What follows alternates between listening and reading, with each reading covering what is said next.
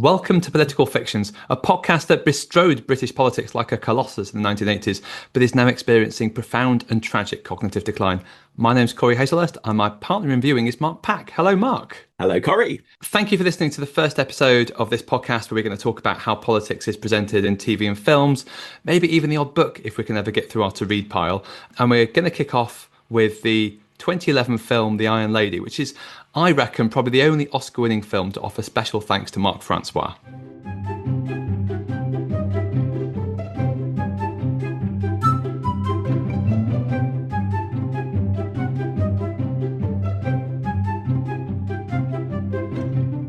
So, Mark, why are we starting with this film? Well, because you suggested it, Cory, but also because Margaret Thatcher, 3 times election winner, and such a dominant force in British politics that we still talk about whether current party leaders should be more like Thatcher, less like Thatcher, or in the case of Liz Truss, why the hell they're dressing up like Margaret Thatcher. She was such a major force in British politics. A film about her is the obvious place to start. I don't imagine it'll be the only Thatcher themed film we talk about, made into a big Hollywood film, because you can sell Margaret Thatcher to America, can't you? Harold Wilson had Alzheimer's and dementia as well, but you probably wouldn't do a film about Harold Wilson where Michael Douglas played Harold Wilson. I mean, I would watch that. Great. That would be a fantastic way of rating British prime ministers, by how global the pitch for a film about them would be. Margaret Thatcher, definitely international figure, really good for the US market.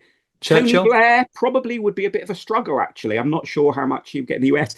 And then when you're getting down to, say, Alex Douglas Hume, it's maybe one screening one night in Soho in London is perhaps as far as you'd get. Yeah, that's maybe a bit of a stretch. I don't know how the Queen me, did. Stephen Bush would be the ones in the cinema. Yeah, I think so. Conservative figure, so we're proving our cross-party credentials already. We're reaching across the aisle. Absolutely. And suitably big. I'd love to start with a Beiderbecke affair, but Marcus, our marketing guru, has probably said that's probably a bit too obscure, I guess, a to start off little with. niche. Because I have remembered this film as being something that's sort of come and gone without making much of an impact. But to be fair, any film where somebody wins an Oscar, that's pretty big. The way we're going to sort of structure these chats is we're going to go through a series of categories. First one then, events, dear boy. So, Mark, had you seen this film before? No. Somewhat to my surprise, I'm not quite sure why I hadn't seen it before, but I fear, looking at our planned recording schedule, this may become a bit of a theme that I've not seen the things that we're watching before, which is making this podcast great fun for me, hopefully for the listeners as well, but it's making me watch things I should have got around to watching, but I was just out delivering Lib Dem leaflets with bar charts on them at the time, probably, rather than going to the cinema. Right, so this is, Mark Pack is introduced to political films.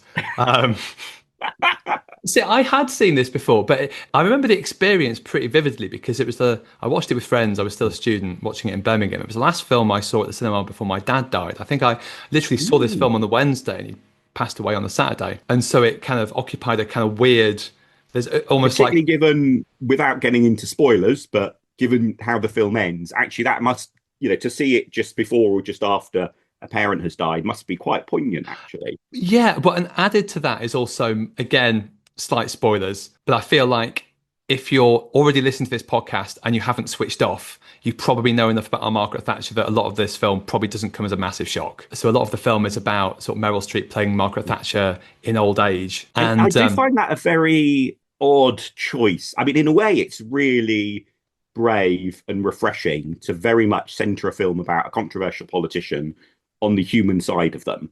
And so the way the film focuses so much on Margaret Thatcher's dementia, her love for her husband, hiding under a table during what I presume is meant to be the Blitz in the Second World War from German bombing, the cute little pig toy that appears early in the film. Yeah, very much about humanising a politician. But if you're going to do a film where you want to portray a politician, however big controversial they are, as being a human being, behind all of that, Margaret Thatcher's a brave choice to pick as your subject matter for that message, isn't it? Courageous, somebody might say. Yeah, I think so. And it's strange because my grandma was, I think she moved into a home later in the year, and she was suffering from dementia, and she was having hallucinations of like her husband or her brother, sort of similar to the one that Margaret's having. So I remember being really affected by that. And the other weird thing I remember is the odd patriotic scene featuring flags. I remember very little of politics. I just remember there was at one point a load of flags came down. That's all I remembered before going into this. And when I was watching it, I was half expecting there to be at some point another narrative interwoven, maybe a miner's widow dealing with the death of her husband, and miner had lost his job, been through the miner strike. You can imagine how if you'd interweave different stories like that, it could have been a really sort of emotional sucker punch. But in a way, I just so often, as we'll doubtless go on to in this podcast, if it doesn't end disastrous after one episode, so much of politics is so caricatured and so much taking the human out of politicians that although, as we'll go on to, I think the film doesn't quite work for me in the end. It is refreshing to see somebody try as adventurous an escapade as using Margaret Thatcher as the vehicle by which you want to tell the story about how humane and human that side of politics can be, even for such a controversial figure. At the time it comes out, sort of 2011, 2012, still, I think, quite a much disliked and honestly much hated figure. 2012 is probably about the time that Ed Miliband was probably talking about Thatcher as a politician that he admired because she changed the centre ground.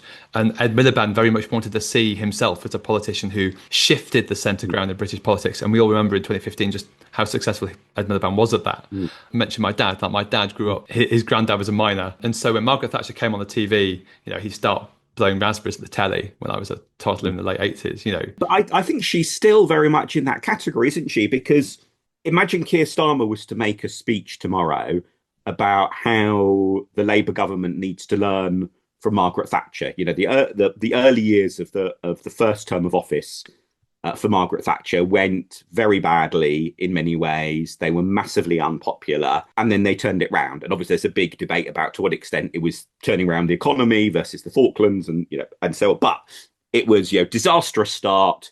Ends up being a run of 3 general election victories in a row for her, 4 general election victories in a row for her party. So you can see how Keir Starmer could give a speech in a intellectually coherent way about how they need to learn from Margaret Thatcher. But my goodness, imagine what the reaction would be if he did. He did do a little bit of that before this election. So there was, I think, an article for the Telegraph in which he praised her birth. There was a little bit of that, wasn't it? But it's very, you just sort of do it as a little. And it felt like a lot of Keir Starmer stuff, he was kind of doing it because Tony Blair had done it, and therefore it felt like it was the thing to do. I guess, as you say, we probably don't need much of a plot synopsis. But this film is about Margaret Thatcher. So that's the UK Prime Minister for 11 years, who was a canny politician and a dominant political figure. That's not to be confused with the Margaret Thatcher who Liz Truss cosplayed at and at the Tory Party conference. There was this weird, they had her dresses, I think. Again, I can't imagine people doing that about Keir Starmer or dare I say, even Ed Davey in 35 years' time. If one's going to take, hugely successful election winners, Harold Wilson or Tony Blair. There is something about Margaret Thatcher's grip on the psyche. But your point about how people are probably going to know the basic story of Mrs. Thatcher, I mean, in a way, is an important thing for the film, because the film, I mean, it does a bit of these flashbacks in time and flash forward and so on, which lots of films pull off and you can still pretty much follow what's going on. But I think it's quite a muddled narrative in many ways. It almost feels like there's a set of set piece moments where you don't really get told in the film what the controversy is or who's fighting whom over what. But if you know the people, then you can think, oh, yes, okay, this is the reference to this crisis or this event and so on. And so just how traumatic and controversial and disruptive what happened to the mining sector was, with the miner strike and the decimation of the industry, you don't really get very much of that. And, you get a sort of brief mention, oh, this is something controversial, but none of the filling out of it. So I think if it was this film about, say, a president of France, I would be left, scrabbling on the internet, hitting pause and looking up stuff on the internet every 5 minutes to try and figure out what all the references are. The film is basically a series of bullet points about the life of Margaret Thatcher. So, okay, what do we need to include, Mark? What we need to include Grantham and supermarkets. Okay, we need to include a scene in which she takes on Ted Heath and changes her image. All right, we need to include a scene about the Falklands War. Obviously, we need to include a scene about the Brighton bombing. We need to include something about the Cold War. We need to include something about her downfall. It flashes between sort of those pivotal events and Meryl Streep playing an older Margaret Thatcher, sort of present day. And that seems like a decent enough segue to me where we can talk about our second category, All the President's Men. So cast and crew. Phyllida Lloyd directed this film, whose previous film was Mamma Mia. Talking of high camp melodramas also starring Meryl Streep, but probably not a film we're going to talk about on this podcast, I imagine. The politics of music. I mean, it's going to be a stretch, isn't it? So The year is 2094. No one's making films about Harold Wilson anymore. What the hell are we going to talk about? Written by Abby Morgan, who also wrote The Hour. Which is brilliant. Absolutely. I was really surprised. I mean, that maybe sounds a bit too critical of The Iron Lady, but given how well the plot runs through The Hour, I was really surprised to see that she had written that as well as this. We all have, our ups and downs. So perhaps one should praise the breadth of what she's had the ambition to try in her career in terms of her writing. She also wrote Suffragette, which I guess is probably also a film which we might talk about. That this is the kind of film, it's a bit like one of those murder mysteries you might see on ITV3 or BBC. And essentially what you'll do is you'll then go through the rest of the film and go, oh, that's Glenn from The Thick of It. Oh, that's the fat guy from the bar after the first wedding and 4 weddings and a funeral. Oh, that's Maddie Storin's brother from British House of Cards. You can imagine how exciting it is to watch films with me, Mark. If we ever do live screenings, the cast is really good. I mean, obviously Meryl Streep absolutely steals the show. Rightly wins an Oscar for her portrayal of Margaret Thatcher. Jim Broadbent as her husband Dennis pulls off that role very well. I think it works best as the sympathetic sounding board for Margaret Thatcher. I think his portrayal of Dennis in terms of the real Dennis Thatcher maybe doesn't resonate quite so well, but I think he fits the role really well. And there are some brilliant casting of the cameos. My favourite is, by a long way, is Richard E. Grant as Michael Heseltine. There's one scene where Richard E. Grant just runs his hand through his hair, and it immediately, if you've got any memories of seeing Michael Heseltine, in person or, on TV in the news and so on, it looks so like him. It is just a brilliant bit of immediately establishing the character. And so, sometimes you have these big names who have these cameos and you sort of think, well, why are they there? Or are they there just to try to get more people in? He absolutely nails that role, as do an awful lot of the others. That it really does feel like there's a whole collection of Tory cabinet ministers that get a fraction of time on screen, fraction of words, and yet you sort of feel like, oh, I could probably freeze frame and work through who each of them are meant to be in the cabinet. I think if they ever re-release this film, I feel your quote of authentic hair rubbing needs to be on the poster. Yeah. Anthony Head as Geoffrey Howe. If I were Geoffrey Howe, I would be incredibly chuffed that Anthony Head played me in the film. But Anthony Head's also very, very good, I think. Because there's always this dilemma, isn't there? To what extent should the actor look like the person they're portraying? And so with Meryl Streep, they obviously do that quite a lot.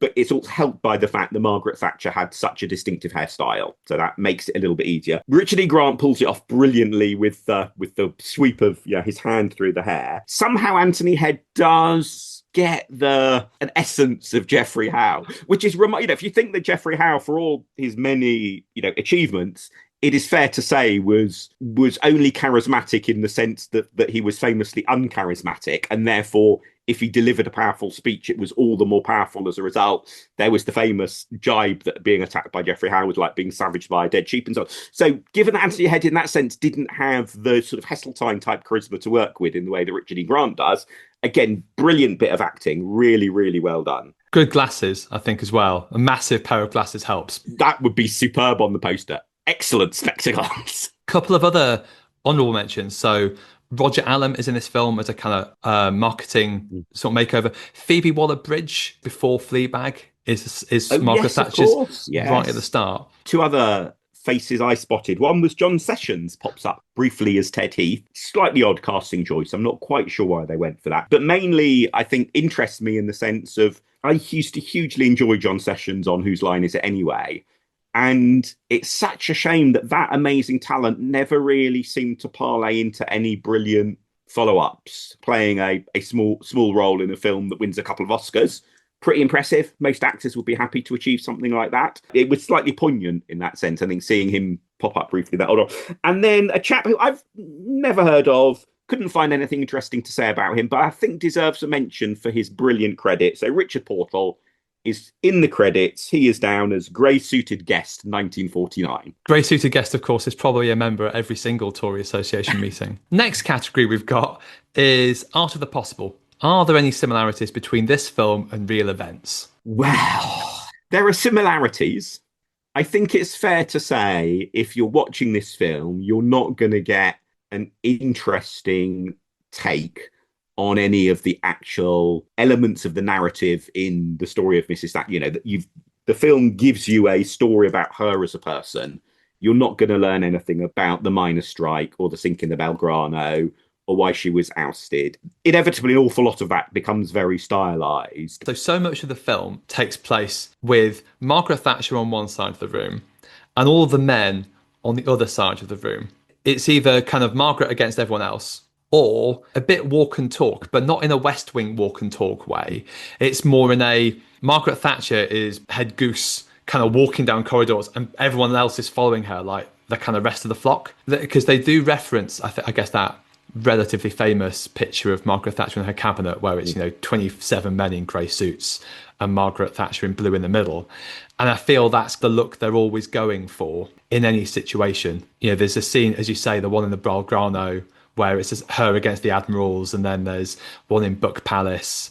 But that whole Belgrano thing, I mean, obviously you're gonna make an event like the sinking of Belgrano sort of condensed and dramatic for a film, but in practice, she didn't have any involvement in the direct orders. It's a wholly fictional account, which, you sort of think, I mean, what are you trying to achieve? If you want to caricature the whole life and make craft a whole fictional story out of that makes for better drama, I can get that. But the film isn't doing that all the time. So, yeah, it seems like the film just doesn't quite know, do we really want to try to stick to events or do we want to just spin off into a fictional account that brings out the characters more clearly? It's sort of torn between the two.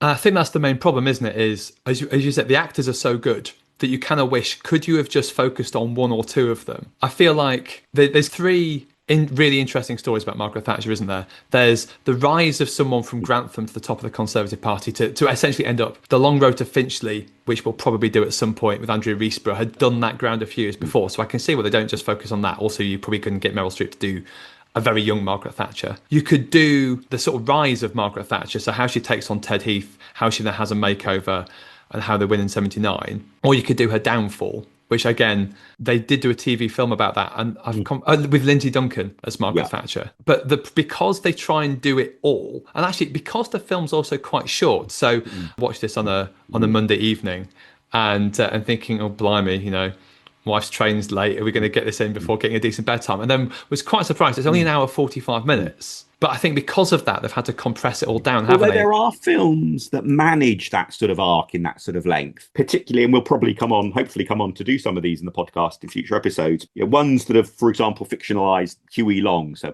populist American politician, but almost a classic Hollywood black and white movie about an early 20th century American politician has that arc of young, enthusiastic outsider through to cynical politician and often a sort of bitter end. So you can tell the arc of the career if that's the story that you're trying to tell all the way through the film. And I think this film, you've got several different ways you could do it, and they tried to do a bit of all of it rather than go for this is the sort of film that we want. When she's challenging Ted Heath, there's a line that Dennis Thatcher says, sort of the Prime Minister has been very loyal to you. And you think, well, Ted Heath wasn't Prime Minister by the time this happened. The whole point of Margaret Thatcher challenging Ted Heath was because he just lost 2 elections in 1974. And also, if you are telling the story, which is in a way the right story to tell about how she was a pioneering woman in British politics and all the sexism that she had to overcome, and it's also quite a fun story to tell in a way because, of course, it really winds up a lot of people who are often very keen on promoting women in politics and so on because their politics are often very different from Margaret. So you can do a lot with that as your focus. But then you want to tell the story about how Ted Heath was this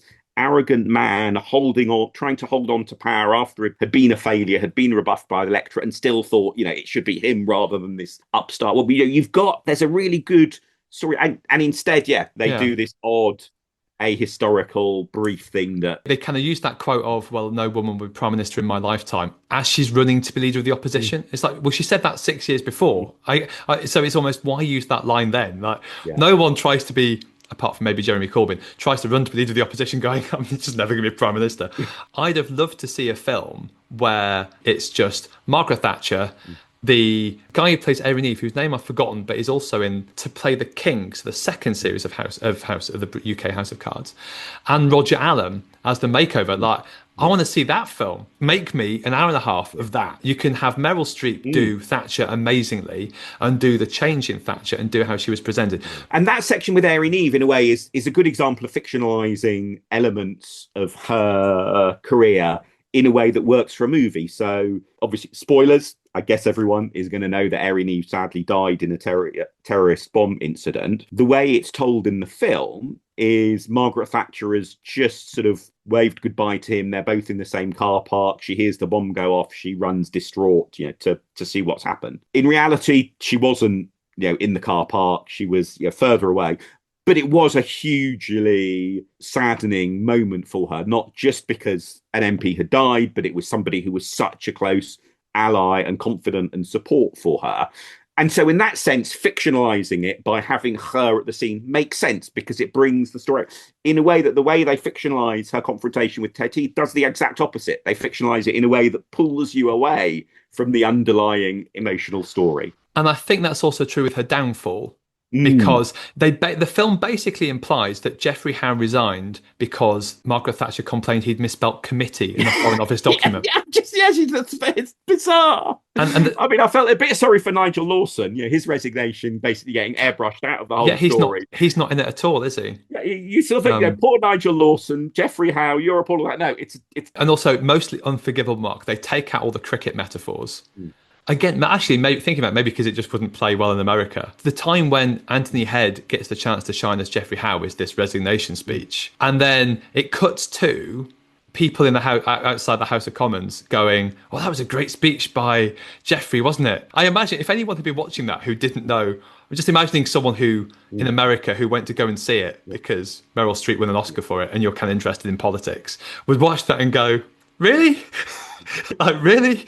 And if you do know about it, you'll be thinking, but you've just left out the most famous line. Yeah, you've left out the cricket references, which is, for my level, just absolutely unforgivable. The main factual boob I kind of had an issue with was, I swear there's a throwaway line to them talking about Margaret Thatcher almost lovingly dubbed by the Soviets the Iron Lady. This wasn't a banterous relationship that the Soviets had with Britain in the 1970s. That kind of felt a bit strange. One of the big things that's missing from the movie, which is perhaps surprising given that often movies are tweaked and shaped to try to appeal to an American audience, is the Margaret Thatcher-Ronald Reagan dynamic. I'm trying to think whether Reagan actually features in the film at all. There's a scene where Thatcher's looking, so the old Margaret Thatcher's looking at a photo of her and Reagan, and they've kind of popped in the Meryl Streep Thatcher, and it's actual Ronald Reagan.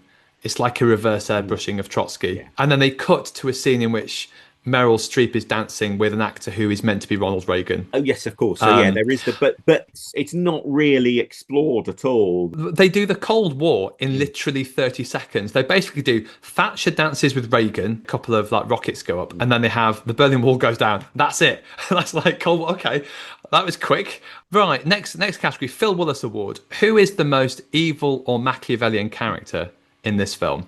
I mean, this film isn't really, I don't think, one for evil characters, is it? Well, some people might say the Meryl Streep portrays the most evil character in the film. So the person I thought who came out of it, who if they'd say seen themselves portrayed on screen and probably would have had the most legitimate reason for thinking, oh, you've been really mean to me, is Carol Thatcher. She comes over as a very unsympathetic character. Although the extent of her care for her mother through the film means that perhaps softens a little bit by the end. Yeah, by comparison, Mark Thatcher, who, during Margaret Thatcher's fame, her son Mark in those years got a pretty rough ride through the press. I don't know enough about him to know how fair or not those depictions were, but he certainly seemed to be somewhat of a blundering character who, at the very least, courted some quite controversial behaviour, shall we say. But he sort of doesn't really feature in the film. While Carol Thatcher, the initial scenes with her, I think she comes over as just not a very nice person. I think we missed her out in All the President's Men, didn't we? So Carol Thatcher's played by Olivia Colman. I felt Mark Thatcher was maybe portrayed as worse, if only because at least Carol was there sort of doing stuff. And you're right, she's not quite got the bit. She was also asking for Mark, and then finally gets through and says, I can't come over. And although I don't know if that that really counts. And again, I feel we're kind of scraping the barrel for and there isn't really a lot of Machiavellian politics either. Other Political than scenes. obviously a whole load of people will pick Margaret Thatcher, and those who won't pick Margaret Thatcher will pick the likes of Geoffrey Howe for having kicked her out. So the Yeah. Machiavellian characters are front and center in the story, aren't they? Yes. Yeah. Absolutely. Barack Obama's tan suit. Best and worst bits of political detail in this Oh, film. I have so many bits of political detail I object to. Obviously, the wording of the returning officer's announcement when Margaret Thatcher's first election to Parliament gets announced. Wrong form of words, not what the returning officer would have said. But you can see why they might have simplified that wording for dramatic purposes. The thing that really gets me is this is yet another fictional portrayal of the House of Commons where they just don't get the layout of the House of Commons right. They use Manchester Town Hall for various bits of what are meant to be the inside of the Houses of Parliament, which is understandable. It obviously doesn't look like the real thing, but it's architecture that's of roughly the right vintage, roughly the right appearance. But they do have their own built interior of the House of Commons, and they just put the benches too far apart. And so it just seems like a much bigger, more spacious place than it really is, which is just wrong, but also weirdly takes some of the drama and the tension out of just how confrontational things like Prime Minister's Question Time can get, because everyone should be much closer together. So everyone is too far apart. The MPs are all hilariously neatly lined up. That may partly have been a deliberate thing to make it look like all of these sort of identikit men, I guess, sat behind Margaret Thatcher, but it's the same on the Labour benches. My biggest objection is to the reproduction they have of her election leaflet. At one point, the old Margaret Thatcher digging out a copy of what is presumably either meant to be the election leaflet from her first run for Parliament, and the design isn't quite right. I did dig out what her actual leaflets would have looked like. The design isn't quite right. But the really odd thing is they have aged it massively more than a leaflet from the 50s, 60s, 70s has actually aged. So I've got a whole load of political leaflets from the mid and later 20th century, and they look a little bit dated. But the election leaflet that you get in the film is aged and faded so much as if it's an extra 50 years older, as if the audience is so dumbed down that unless you have a really obvious look, this is aged massively, people won't realize it. So I have lots of issues with lots of detail. And completely on brand, talking about the wording of returning officers and election leaflets, which I did check do whether her real it. leaflet would have had an imprint on the front or not, but actually the real leaflets don't seem to have had the imprint on the front, so I can't complain about a missing imprint. And no bar charts either. Interesting question. Does that leaflet come from before the date of the first bar chart on a British political leaflet, which is not a straightforward question to answer, but it probably does predate the first bar charts. I have a long post on my website trying to track down the history of the first bar chart. So my leaflet related bit of political detail is when she's driving down to Parliament, having won the election, the car's full of sweet wrappers to show kind of motherhood. It should be full of leaflets. There should be no and space. Elastic bands And elastic. Absolutely. They should random pens. There's not enough political bump in it. Again, this could almost be in the art of the possible category. There's but the whole section where Margaret Thatcher sort of enters number 10, they have a greeting voters sort of Tony Blair style, which I'm pretty sure didn't happen. But she does this really weird like Marilyn Monroe style twirl, and I did laugh out loud at that because that was a good bit of unintentional humor. I quite like that though, because the extent to which Margaret Thatcher would flirt with Tory cabinet ministers while trying to persuade them to not object to something. There was definitely a sort of a running theme through her career about to what extent she sort of portrayed herself and wanted to be seen as an attractive woman, and to what extent that wasn't part of her sort of pictures as a politician. So in that sense, I thought the Marilyn Monroe twirl was a nice little touch for capturing the point that she did sometimes behave a little bit like that. And because there's kind of allusions in the film, so it starts with her buying milk. Don't get me started on the milk. So right at the beginning of the film, Margaret Thatcher somehow evades her armed police guards to go and buy a pint of milk in the local shop. Let's leave aside the quality of her armed police guards, who managed to lose track of the former Prime Minister they're meant to be guarding 24/7. She goes to buy a pint of milk. Then there's no callback to that later in the film. And you sort of think, well, okay, the reference to the milk could be something about, it's your classic question of are politicians out of touch or not? You ask them, how much does a pint of milk cost? Of course, people who ask that question in themselves generally out of touch, because loads of people actually go and buy milk by the litre, not the pint, because it's litre cartons that you get, not if you're buying, say, long life milk. So, but maybe it's something about, do politicians end up out of touch and no longer know what price of milk is? But that's not returned to and developed as a theme. Or maybe it's a reference to Margaret Thatcher as education secretary, getting the nickname, being the milk snatcher. But again, there's no reference to that further. It's like you've got this moment that will set up something in the film, and then nothing's done with it. Very odd. On a similar note, I think it's meant to be the 79 election, isn't it? Where she does a stop at an ice cream van. And again, you think, well, she was involved with Walls, wasn't she? I think as a student, isn't the thing that she invented Mr. Whippy ice cream? And again, that's not mentioned. And you can't tell if, are these meant to be like Easter eggs for the political nerds like us who are sort of, well, you know, the ice cream is there because of this?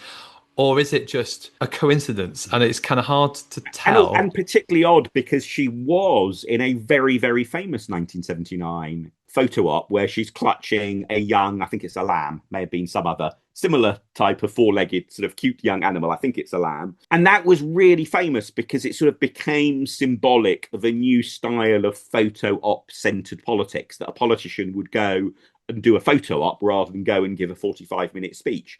And so if you want a photo op to epitomize her campaigning across that period, that's the thing to emulate. Why go for the ice cream van, which I guess a fair number of people watching it, if they're trying to think what's the connection with ice cream, will probably be thinking actually the Tony Blair, Gordon Brown of course. ice cream sort of rapprochement during one of the new Labour general elections. So yeah, there's a lot about this script that just leaves me feeling a bit puzzled as to what were they trying to do there? What were they thinking? Final detail I quite like, there's a nice throwaway line about how it's extraordinary that Tory MPs could unseat a sitting PM, which I think is it's fair to say that's aged well. You just need to dub out the extra at the beginning of extraordinary and then it sounds fine now. It was extraordinary back in 2012. Next category would normally be a very British coup. Are there conspiracies or conspiracy theories in this film? But there are none. No, even the Belgrano, the sinking of the Belgrano during the Falklands War, there's a lot of controversy around that, some of which does verge into conspiracy theories. It's just played, well, both in a very fictionalized account, but played very straight as well. Unless there's some, big milk conspiracy theory that we've not really rumbled the significance of that opening scene. So on the sort of milk and ice cream then, if we go on to how to win an election, best and worst bits of political strategy, would you advise your candidate to pull a Mr. Whippy ice cream and pull a 99? Because that for me feels like when you've got politicians in pubs trying to pull pints, that seems to me fraught with danger. I've never either pulled the lever on a pint or an ice cream in an ice cream van, so I don't know the relative skill required for each. But I think the ice cream is probably easier to do and to get right, because with a pint, if you're doing it wrong, you're just stuffed, aren't you? So you do every now and again get the photo op of the person who's been hilariously bad at pulling a pint. I think with the ice cream, I think you've got more opportunity to get it right. Yeah. And interesting, there are some elements like that which I think the film is really good at. When it goes through, again, a rather fictionalized, but understandably for a film, account of Margaret Thatcher's makeover as a person, the way she changed her hair, her dress, her voice. Most famously, the little bit they have of the scene of her getting voice coaching and so on, all pretty much true to the spirit of what she did. And absolutely, that sort of makeover, I guess the person in British politics who most recently has gone through such a significant makeover very successfully was Nicola Sturgeon. I think people sometimes forget, if you go back to have a look at photos or footage of her much, much earlier in her political career, she came over really as a very different person. It is almost as big as, perhaps even bigger than the Margaret Thatcher transformation between early and successful Nicola Sturgeon. So definitely makeovers, when done well, very much successful tactic, tick. The other thing that, I don't know, is this good advice? Is this really awful advice? Listeners will think both ways. At one point, when Margaret Thatcher is sort of ranting about those who ousted her, she having a go at these Tories who wouldn't stick by her as facilitators, poll takers, as these awful politicians who are paying attention to the opinion polls. one could definitely have a whole podcast episode on whether one should or shouldn't pay attention to the polls. And that feels like it's very much leading into the Tory party conference showing Margaret Thatcher's dresses view of Thatcher's premiership, isn't it? Of someone who stole the course, like never U-turned, never changed their mind, when actually she was quite a canny political operator. I guess maybe the difference between now is obviously you've got a government now, like Thatcher's, which has got quite dire ratings after a year or two in power. All her midterm governments, after all three of her wins, probably had poor poll ratings. There was a sense with Thatcher that there was this kind of moral mission that her government had, that they had to stay the course, a bit like Karen Osborne, I guess, had as well. There just isn't that sense with the current government. Yeah, there was definitely a sense of this is what we want to do because we are confident it is right for the long term. And then we have to figure out how the hell to deal with the short-term policy. And actually, what Margaret Thatcher was really good at was knowing how much political capital she had, how much space she had, and going in it, which is why she didn't go in 1981 for the miners' strike and waited until 1984-5. I'm not saying a Hollywood film about Margaret Thatcher might say that, but if part of the problem the Tories have had is that they've taken this image of Margaret Thatcher, it's the Liz Truss thing, I guess, isn't it? Someone who can dress up like Margaret Thatcher and not compromise and not worry about it and not change course. Well, we know how that ends up, really. And also what the film does, what the sort of Thatcher mythology tends to do as well, which is to skip over what her pitch was in the 1979 election campaign, which was actually quite a moderate pitch. It's, I think, surprises people very often if you go back and look at what she said in her speeches in the 79 election campaign, what the Tory manifesto said, what the Tory literature posters and so on said, is it was very much the incumbent government has been a disaster, but not we're going to radically change the country in the way that we now think of Thatcherism as how it played out in power. If you're drawing lessons from Mrs. Thatcher, that the makeover is a really important part of that, but also tuning your pitch to the politics of the time. Curiously, she was as pragmatic in a way as doing that as many other politicians who are seen as much less principled, much less determined than she is seen as. Next category, the Zeitgeist tape. Any production details you liked about this film? Well, I've talked already about Richard E. Grant's hair and mentioned the use of the inside of Manchester Town Hall. And interestingly, the reason they had to use the inside of Manchester Town Hall is at the time, you really couldn't get permission to film such things inside Parliament. But a later Meryl Streep film, Suffragette, as mentioned earlier, was able to use the inside of Parliament. So when we come to doing that film, as we doubtless will, we will be able to enjoy how much more authentic the inside shots are in that film.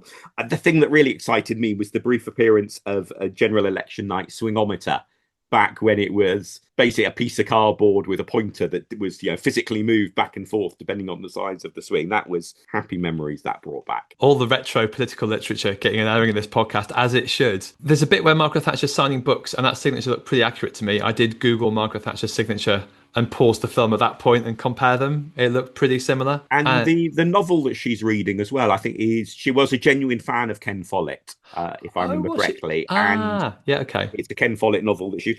And again, this is part of what I find really weird about the film, is you think, well, those are quite nice, authentic touches. And yet that's not followed through in all of these other elements. I did wonder if the film had maybe just a very troubled production history and so on, and ended up getting completely re-edited or something like that. If it did, they seem to have kept that all pretty quiet. There don't seem to have been accounts of it being troubled. And the outfits are good. So there's a final outfit where she almost looks a bit like Elizabeth I, which I think is quite a nice kind of throwback to how Thatcher in the final couple of years of her premiership was essentially becoming more and more regal.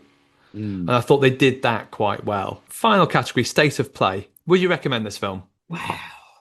I mean, as you'll have gathered, I think the problem is the film can't quite work out what tone to go for. And that's really encapsulated by one scene post victory in the Falkland Islands scene with Downing Street bedecked with a ludicrously large number of Union Jacks. And that can work. It reminded me that moment actually of the entrance of Marshal Zhukov in the film The Death of Stalin, where he strides in and has got a ludicrously large number of medals on his chest, and it's completely over the top. But it works really well for the style of the rest of the film. That style could have been the style for the Margaret Thatcher film, but it isn't. And so yeah, so in the end, I think this inconsistent style and the film not quite knowing, are we going to be really clever with getting the details right, or are we going to be weirdly odd with getting the details wrong, doesn't quite work for me. I do like the fact that it tries to tell the story that politicians are human, that even someone as controversial as Margaret Thatcher is a human being.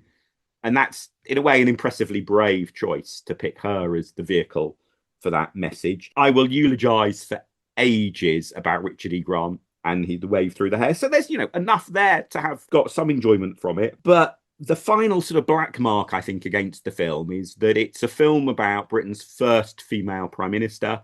It does have some interesting things to say about how she had to rebrand herself. To what extent did she have to behave like a man in order to succeed? What was the sex? There is a bit of stuff around the sexism she was on the receiving end of and so on. So it's not a feminist sort of tract out and out, but there's definitely a bit of that about it. And yet the woman who served in Margaret Thatcher's cabinet gets airbrushed out completely. So Margaret Thatcher was one of two women in her cabinet, because the Conservative leader in the House of Lords, Baroness Young, was also in the cabinet. And that just seems a bit weird. If you're telling the story about a woman triumphing as a pioneer in politics and you tell the story by airbrushing other women out. So in the end, But what about you, Cory? Were you listeners will not have any reason for knowing how old either of us are, but actually I don't know how old Cory is. Cory may or may not know how old I am. So do you remember? So I remember most of the events of Margaret Thatcher's time in office, not necessarily all of them all that well, but I was paying some attention to TV news during all of her term. What about you? You're going to tell me you weren't born until after her third election victory or something disgusting like that, aren't you? Yes, I am actually. Yeah, I was born August 87. Having watched this film as a 25-year-old lefty student, having a very particular opinion about Margaret Thatcher, as I guess a lot of 25-year-old lefty students do, and then watching it over a decade later, knowing a bit more, having read a lot more about the kind of context and the politics. Like I said, I think it tries to do too much, really. And I think if they'd have focused, say, on the making of Margaret Thatcher, if they'd have focused on that particular bit, or if they'd have focused on her downfall, or I don't know, if they'd have done what you done, Mark, and said, actually, probably the best thing about this film is the way that Richard E. Grant does the Michael Heseltine hair thing. Let's just scrap this script and do a whole thing about the Westlake affair. They could probably have made that work. Yeah. That's a really good point. Actually, the Western helicopter scandal doesn't feature at all in the film, does it? Nor does, the formation of the SDP and the rise of the Alliance, which obviously I'm, morally object to quite strongly. But it just spreads itself a bit too thin, really. To me, the film feels a little bit like if you had to show 14-year-olds now in school a film to tell people about Margaret Thatcher, you kind of show this film. There's a BBC radio thing they have in it, which is basically, on the one hand, she was liked by her supporters for breaking trade union power, but on the other hand, she was criticised for breaking communities. And it feels very much like the film's trying to play that middle ground, and then but it's always very lopsided, because you don't get the humanising of the other hand. So if you've got on the one hand Margaret Thatcher, very much the human story about the woman suffering from dementia, the love of her husband, and so on. On the other side, the miners are not brought to life. There's no personal empathy one can have with the other side. You have to work quite hard, but you can maybe sort of get that a little bit with, say, the Belgrano, because there is a reference to how many people die, so you can stop to think about, well, actually they're all human beings, they will have had children, parents, etc. But even that is in a fairly desiccated manner. I'm not sure how useful as an educational tool it would be. No, I think I would agree with that, but that's kind of how I feel the film comes across to me. I'm not saying it's a good example of one. I'm not sure you'd learn a lot, but it feels like, because they've tried to do everything, like they've tried to balance it and say Margaret Thatcher was good because of this and she was bad because of that, and they've also gone, we're going to have to show all of the pivotal moments, we're going to have to show the Falklands, have to show the Brighton Bomb, have to show the Cold War. It's trying to do everything, but doesn't. I mean, the actors are great, and you kind of wish they'd just given them a bit more space. I don't know, would you recommend it?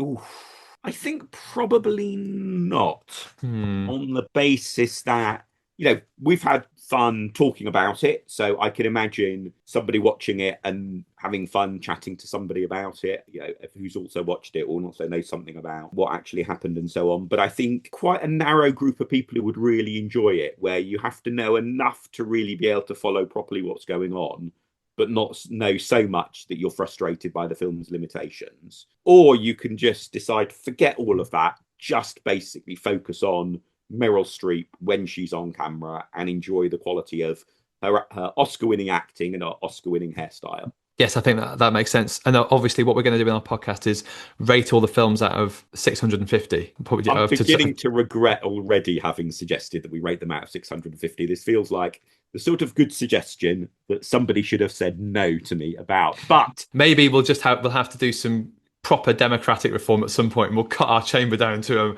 100 MPs.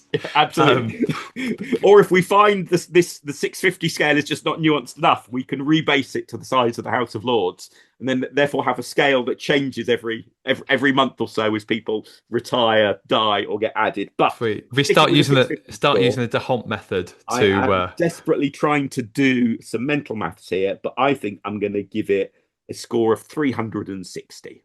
Right. I've given myself a bit of a margin for error. I've kind of said between about 325 and 350. So if we're not very similar. That is the sort of, was that a successful election? Was that not? Very maybe not, sort of danger zone that you've put the film in. I think so. I think it's the kind of film where if it was on telly, if you've got an elderly relative around and you need something on telly that you can watch that might be good, I think it's the kind of thing you could watch and it's probably fine. There's enough stuff to talk about. I think there are other films that I think we'll talk about that will do Thatcher a lot better. That's a promise. Stay listening.